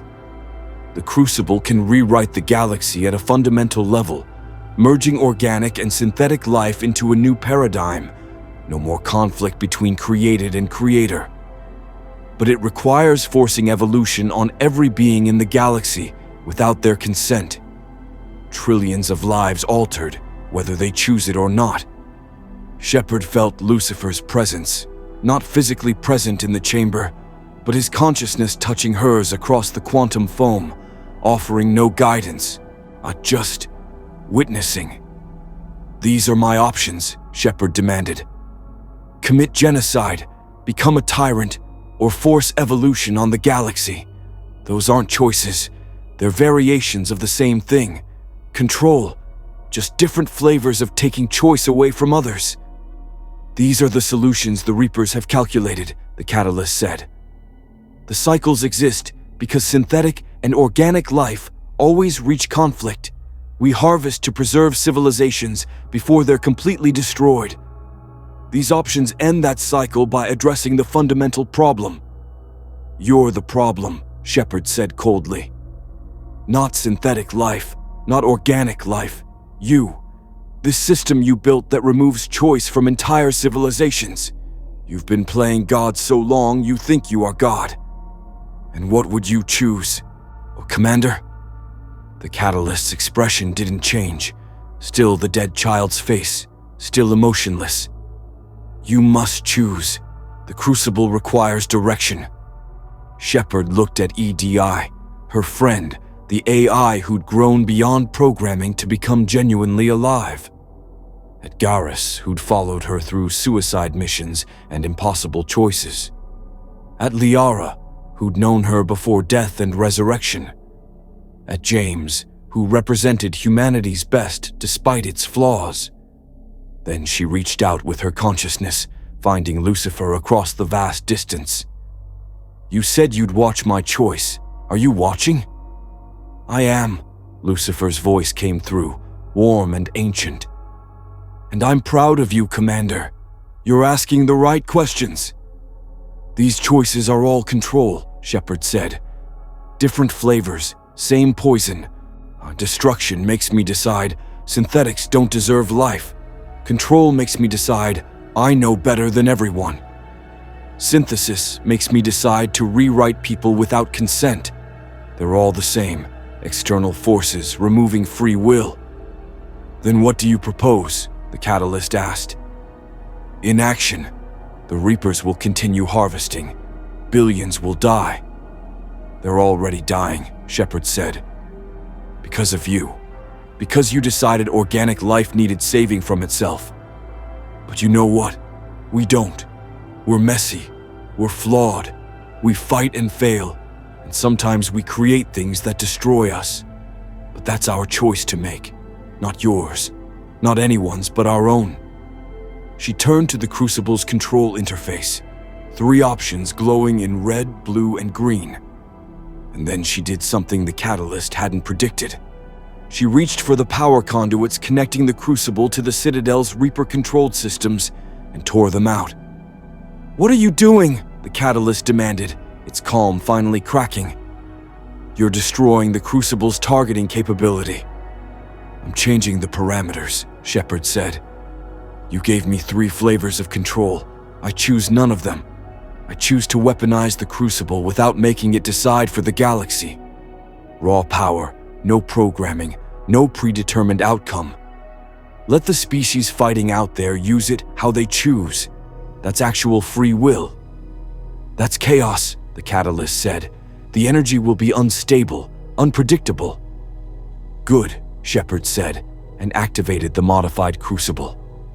Across Earth's orbital space, the Crucible ignited, but not as designed. No directed beam, no surgical targeting, no imposed solution. Instead, it unleashed a wave of pure element zero energy, unguided and uncontrolled, washing across the battlefield like a tsunami of potential. What happened next was what Lucifer had waited to see. The Geth, feeling the energy, chose to use it to reinforce their independence, burning away the last vestiges of Reaper influence. The Quarians, feeling their enemy's vulnerability, chose mercy over vengeance, protecting Geth platforms from the energy surge instead of destroying them. The Turians reinforced their shields and held the line. The Asari channeled it through biotic amplification, turning defense into counterattack. The Krogan roared and charged into Reaper formations with renewed strength.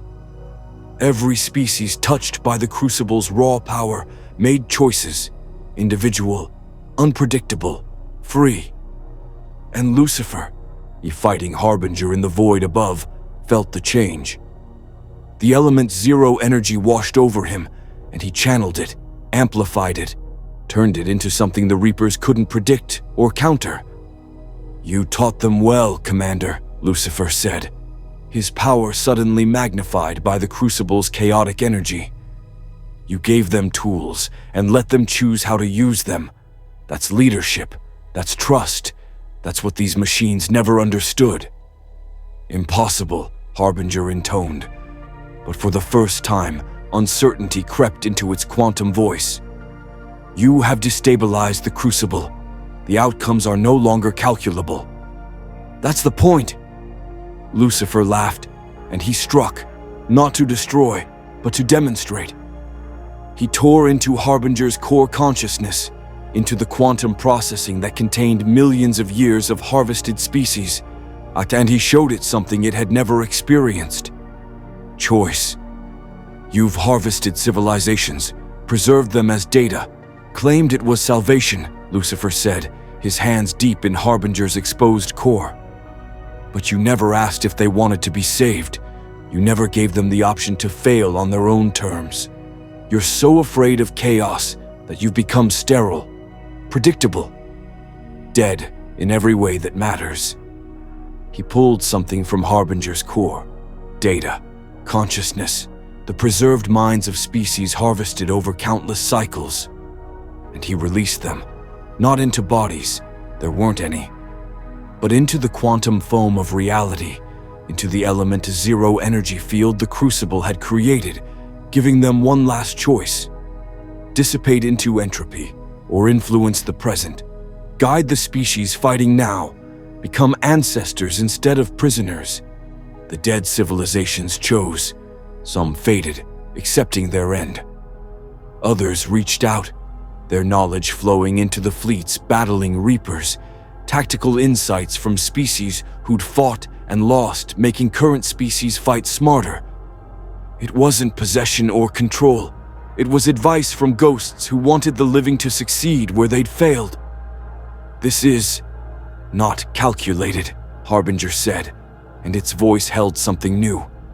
Confusion, perhaps even fear.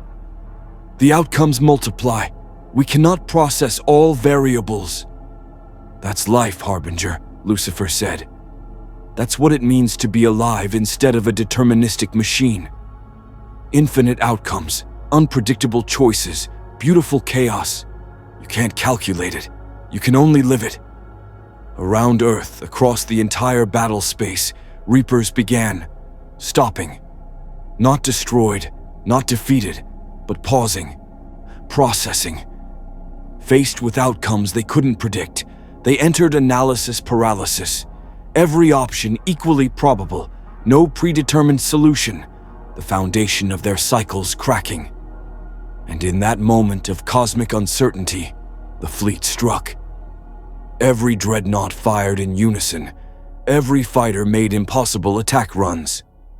Every species contributed what they could, not because Lucifer told them to, not because Shepard commanded it, but because they chose to. The Reapers began to fall. The Battle of Earth would be remembered as the moment organic life proved it could surprise the universe. Reapers fell. Not all of them, not easily, but they fell. Harbinger itself, damaged beyond its capacity to self-repair, retreated through a mass relay, its quantum voice echoing a final message. We withdraw to recalculate. You have introduced variables beyond our models. This cycle is anomalous. Lucifer watched it go, choosing not to pursue. He could have followed Harbinger to dark space, destroyed every Reaper hiding between galaxies, ended their threat permanently. But that would be solving the problem for the galaxy, removing their agency in their own defense. Let them go, he said to Shepard, who was being evacuated from the collapsing citadel, carried by Garrus as her wounds finally caught up with her. So you let them run, let them recalculate. Because the next time they return, if they return, your people will be ready. Not because I made you ready, but because you chose to be. On Earth's surface, in the ruins of London where the final ground assault had concentrated, species that had been enemies for centuries now worked together on evacuation and recovery. Krogan lifted rubble to free trapped humans. Turians shared medical supplies with Asari. Quarians repaired Geth platforms, while Geth shielded Quarian engineers from radiation. The genophage, Morden Solus, had cured it before his sacrifice on Tuchanka, and young Krogan now represented hope instead of threat. The Geth-Quarian conflict, Legion had brokered peace before sacrificing itself to upgrade all Geth platforms with true individuality. The ancient prejudices remained, but they were fading, ground away by the reality of cooperation. Lucifer walked through the devastation, watching recovery efforts. He could have rebuilt the cities with a thought, restored every life lost, rewound time to before the Reapers arrived. He didn't. You're letting them suffer, Admiral Hackett said, finding him among the ruins. The old soldier looked 10 years older, carrying the weight of billions dead. You have the power to fix this. Why don't you? Because fixing it for them robs them of the meaning of their victory, Lucifer said.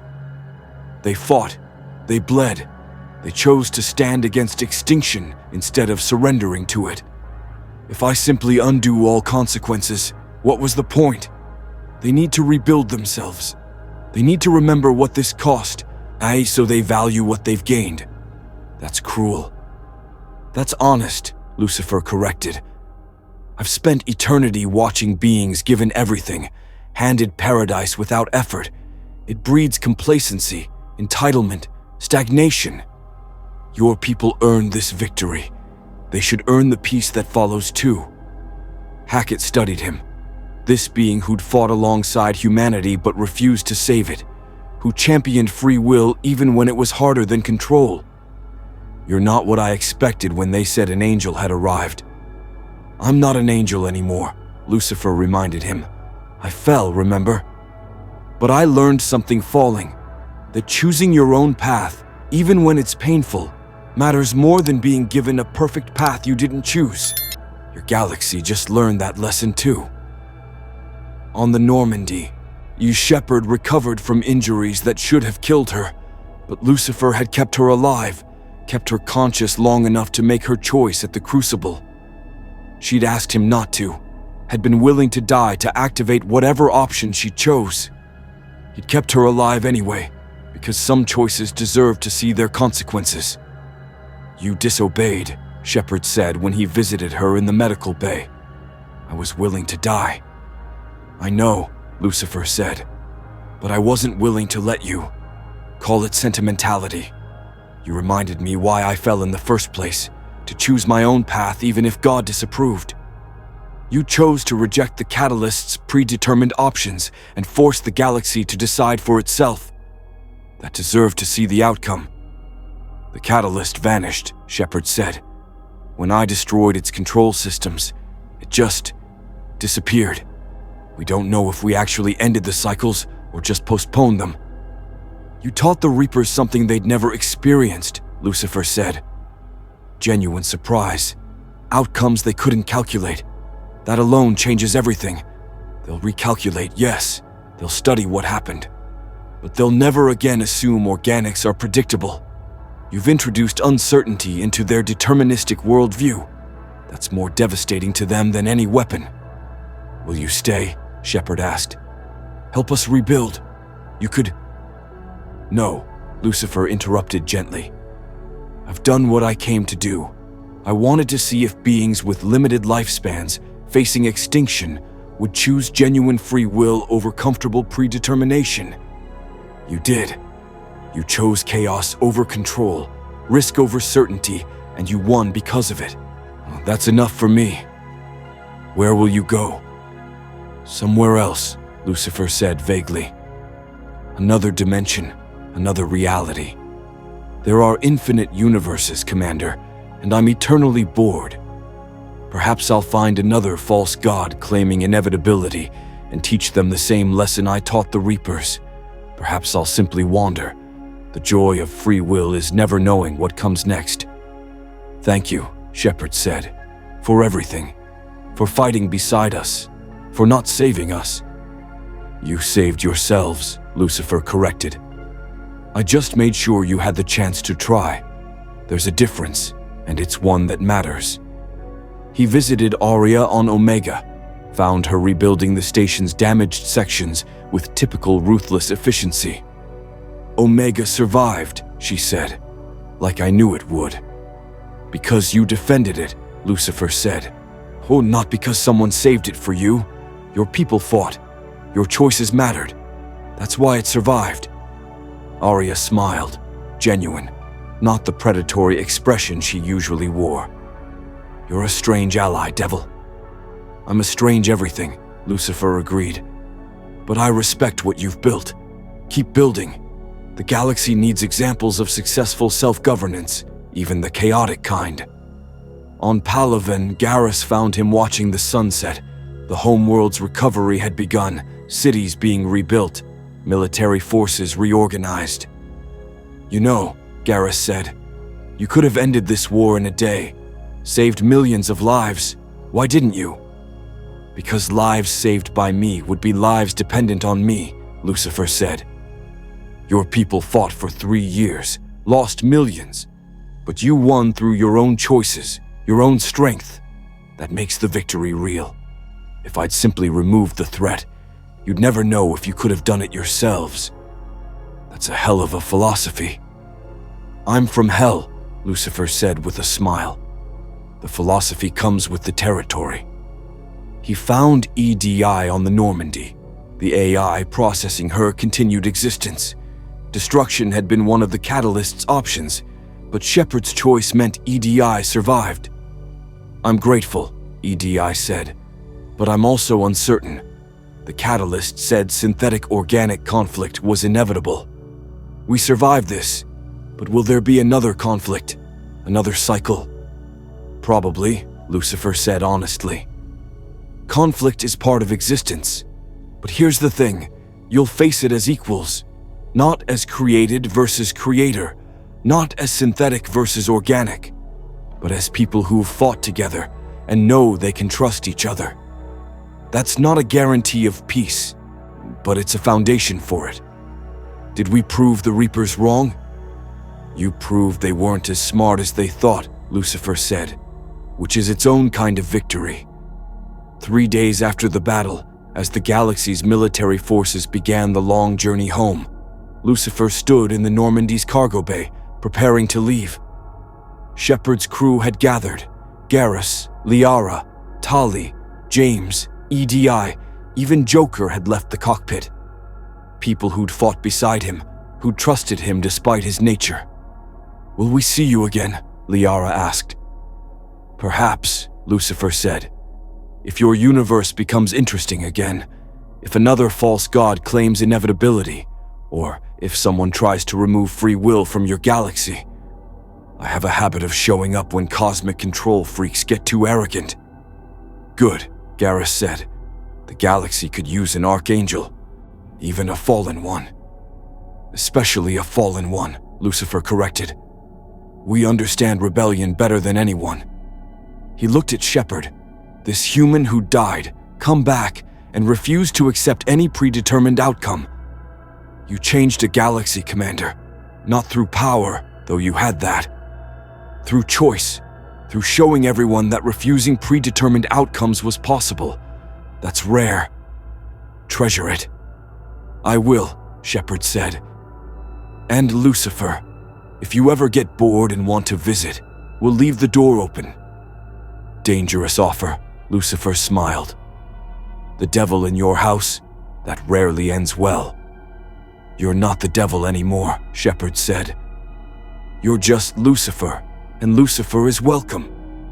He stepped back, reality beginning to fold around him as he prepared to leave this universe for whatever came next.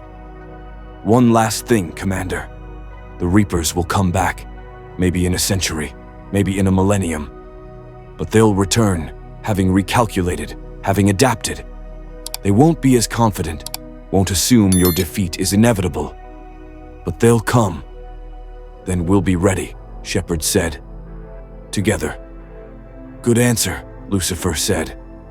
And then he was gone, reality's ceiling shut behind him like a wound healing, leaving no trace that he'd ever been there except in the memories of those who'd fought beside him and the history of a galaxy that had chosen its own fate. The Mass Effect galaxy had survived its closest brush with extinction, and in doing so had fundamentally changed. The Citadel was rebuilt, relocated to orbit Earth as a symbol of cross-species cooperation. The Genophage's cure meant young Krogan represented hope instead of fear. The Geth and Quarians began tentative coexistence, sharing Rannoch as both had dreamed. The Council expanded, including Krogan and Quarian representatives alongside the traditional species. But more than political structures, what changed was philosophy. The galaxy had faced beings claiming inevitable extinction, and instead of accepting predetermined outcomes, destruction, control, or synthesis, they'd chosen to force their own path. Messy, unpredictable, and free. Commander Shepard became a symbol not of salvation, but of choice.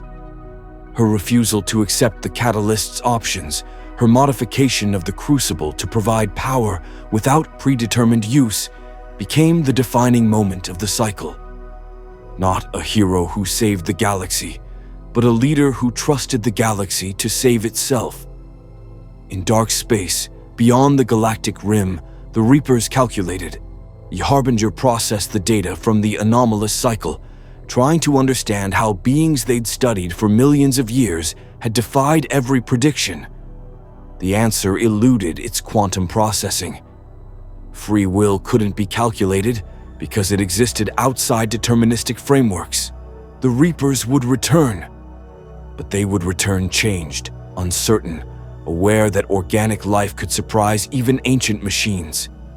The cycles weren't ended, but they were cracked, the foundation of inevitable harvest broken by a galaxy that chose to fight on its own terms. And somewhere across dimensional barriers, In realities beyond mass relays and element zero, Lucifer Morningstar smiled. He'd come seeking entertainment and found something better. Beings willing to reject comfort for freedom, certainty for choice, salvation for self-determination. The galaxy had learned what he'd learned falling from heaven, that choosing your own path, even when it's harder, matters more than accepting someone else's paradise. The Reapers offered extinction as preservation. The Catalyst offered predetermined solutions. The galaxy had rejected both, choosing instead to forge its own future through cooperation, sacrifice, and trust in each other's capacity for growth. It wasn't perfect. Species still had prejudices. Conflict still arose. The scars of the Reaper War would take generations to heal. But it was theirs, earned through choice, built through cooperation, owned by those who'd fought for it. And that made all the difference.